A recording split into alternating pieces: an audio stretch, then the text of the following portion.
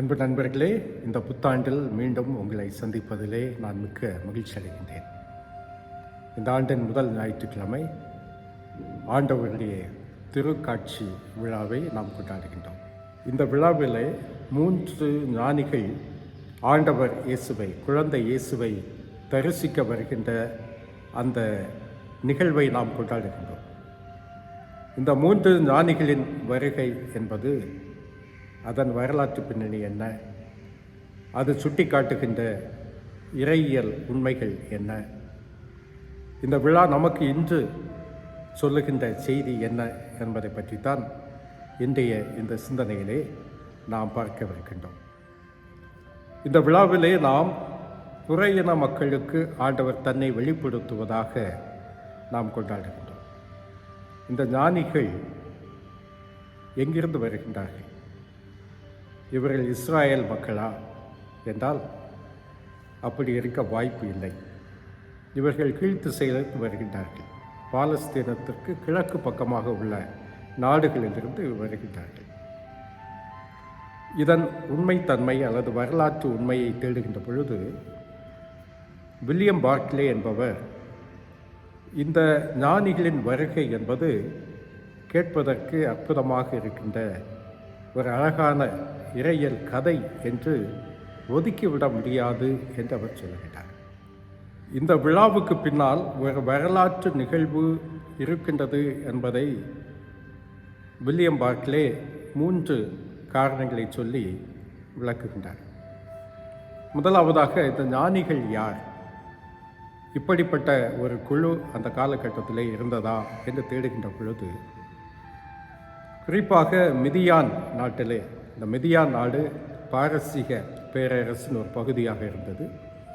இந்த மிதியான் நாட்டிலே ஞானிகள் என்று அழைக்கப்படுகின்ற ஒரு குழு இருந்தது என்பதை அவர் சுட்டிக்காட்டுகின்றார்.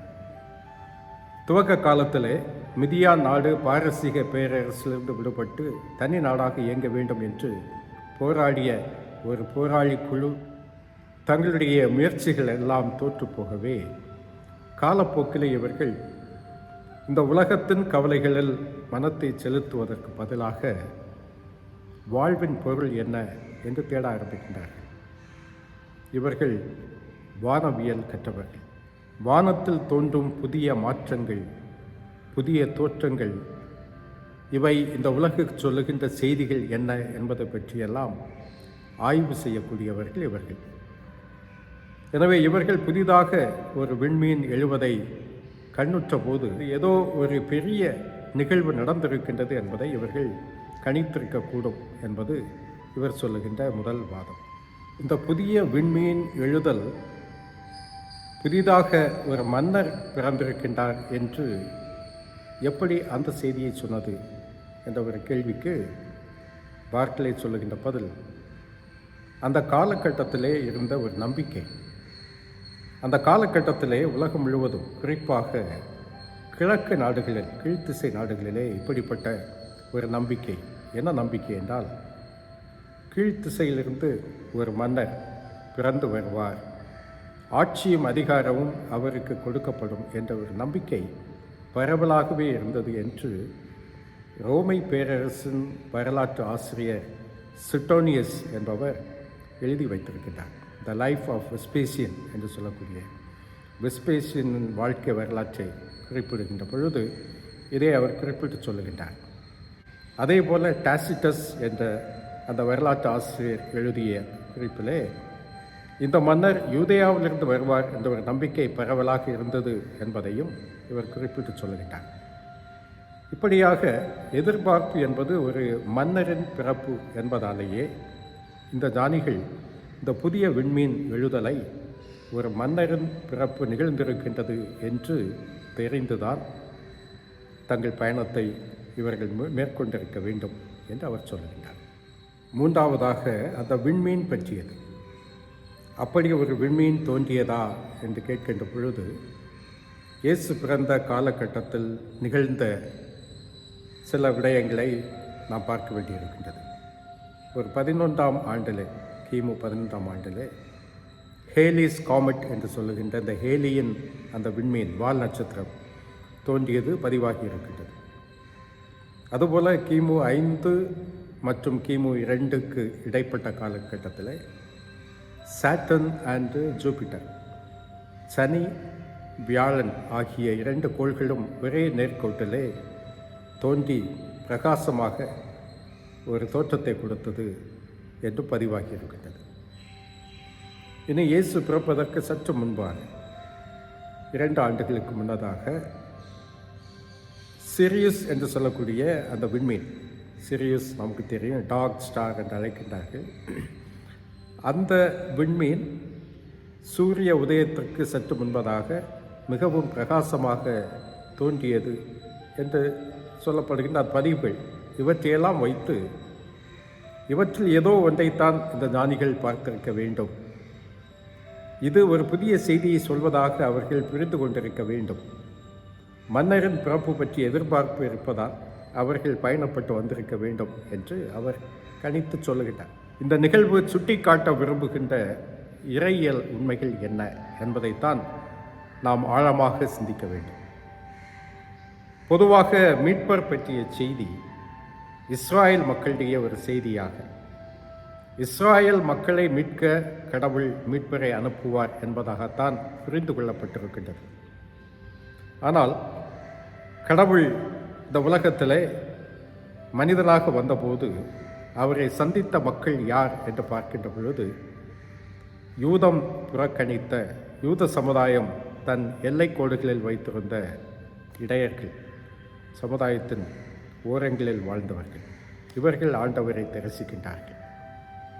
இனி உண்மையை தேடுகின்ற அந்த புற இன மக்கள் இயேசுவை கண்டுகொள்ளுகின்றார்கள்.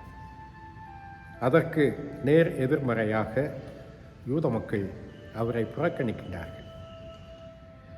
ஆக இந்த நிகழ்வு நமக்கு சொல்லுகின்ற உண்மை, கடவுள் தருகின்ற மீட்பு என்பது ஒரு இனத்தாருக்கு அல்ல, அது இஸ்ராயல் மக்களுக்காக என்று அல்ல. கடவுள் தருகின்ற மீட்பு எல்லா மக்களுக்கும், கடவுள் தருகின்ற மீட்பு எல்லா மக்களுக்கும் என்பதை உரத்து சொல்லுகின்ற ஒரு விழாதான் இந்த ஆண்டவருடைய திருக்காட்சி விழா. இங்கே தேர்ந்தெடுக்கப்பட்ட மக்கள் என்ற அந்த எண்ணம், அந்த கருத்தாக்கம் உடைபடுகின்றது. இஸ்ராயல் மக்கள் கடவுளால் தேர்ந்தெடுக்கப்பட்ட இனம் அல்ல என்பதை உரத்து சொல்லுகின்றது.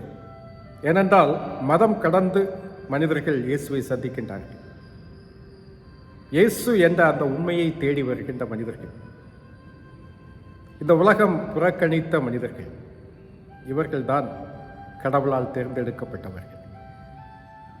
இஸ்ராயல் மக்கள் கூட ஒரு காலத்திலே தேர்ந்தெடுக்கப்பட்டவர்கள் என்று சொல்லப்பட காரணம், அவர்கள் ஒடுக்கப்பட்ட மக்களாக ஒரு காலத்தில் இருந்தார்கள்.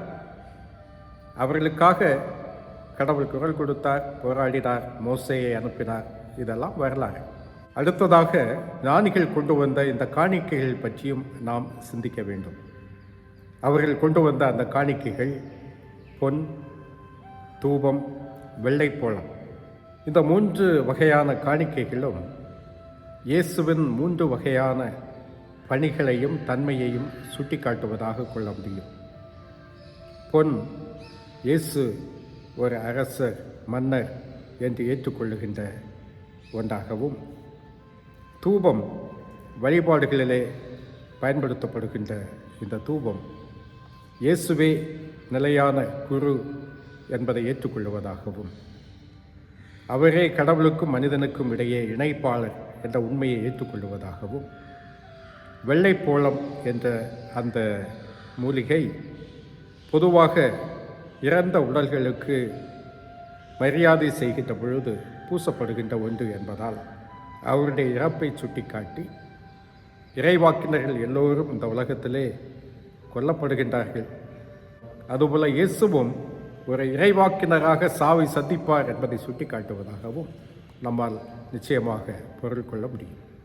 ஆனால் அதையும் தாண்டி இந்த காணிக்கைகள் ஞானிகளின் காணிக்கைகள், அவர்களுடைய பண்பாட்டின் வெளிப்பாட்டு காணிக்கைகளாக நாம் பார்க்கின்ற பொழுது, இங்கே பல்வகையான பண்பாடுகளின் சங்கமத்தை நாம் இங்கு பார்க்கின்றோம். கடவுளின் மக்கள் பல்வேறு இனக்குழுக்களாக பல்வேறு நாடுகளிலே பல்வேறு பண்பாட்டு பின்புலத்திலே வாழ்கின்றார்கள். அத்தனையும் இணைந்துதான் கடவுளின் மக்கள்.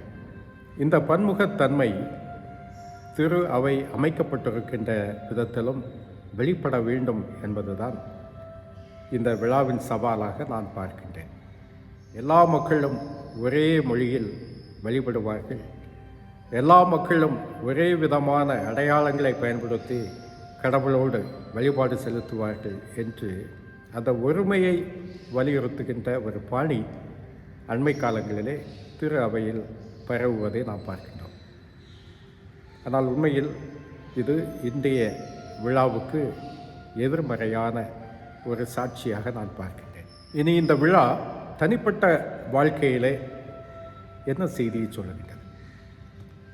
தனிப்பட்ட வாழ்க்கையில் இந்த விழா நமக்கு கொடுக்கின்ற செய்தி என்ன என்று பார்த்தால் இதைத்தான் சொல்ல வேண்டும். இந்த ஞானிகள் இயேசுவுக்கு தங்களிடம் இருந்த தங்களின் மிகச்சிறந்த அந்த பொருட்களை காணிக்கையாக்குகின்றார்கள்.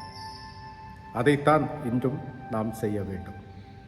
நம்மிடம் இருக்கின்ற மிகச்சிறந்த பொருள் என்ன என்று கேட்டால் அது பொருள் அல்ல, அது நாம் தான்.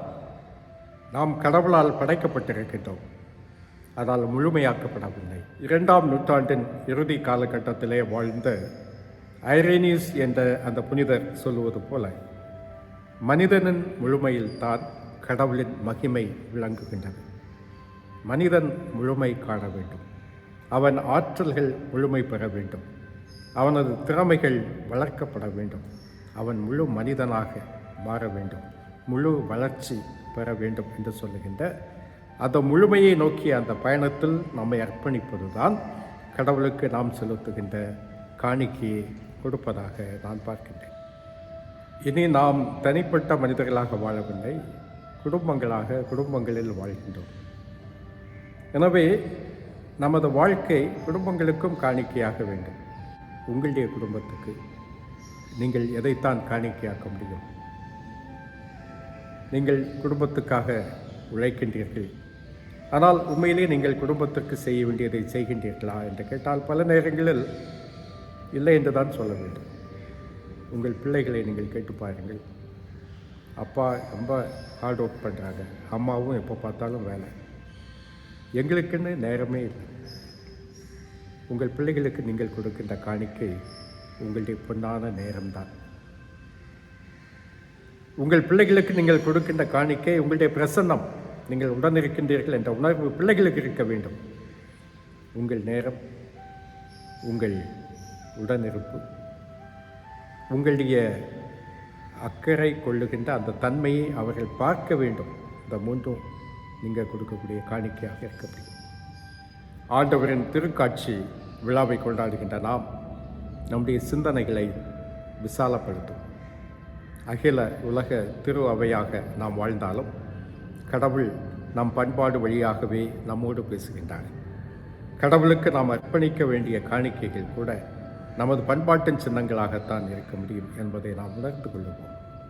நாம் நம்மையே மேம்படுத்துவதன் வழியாக, நமது முழுமையை நோக்கிய அந்த பயணத்தின் வழியாக நாம் நம்மையே கடவுளுக்கு காணிக்கையாக்குவோம். நம்முடைய குடும்பங்களுக்கும் நம்முடைய நேரம், நம்முடைய உடனிருப்பு, நம்முடைய அக்கறை இவற்றை காணிக்கையாக்குவோம். வளமான நலமான குடும்பமாக வாழ்வோம். நன்றி.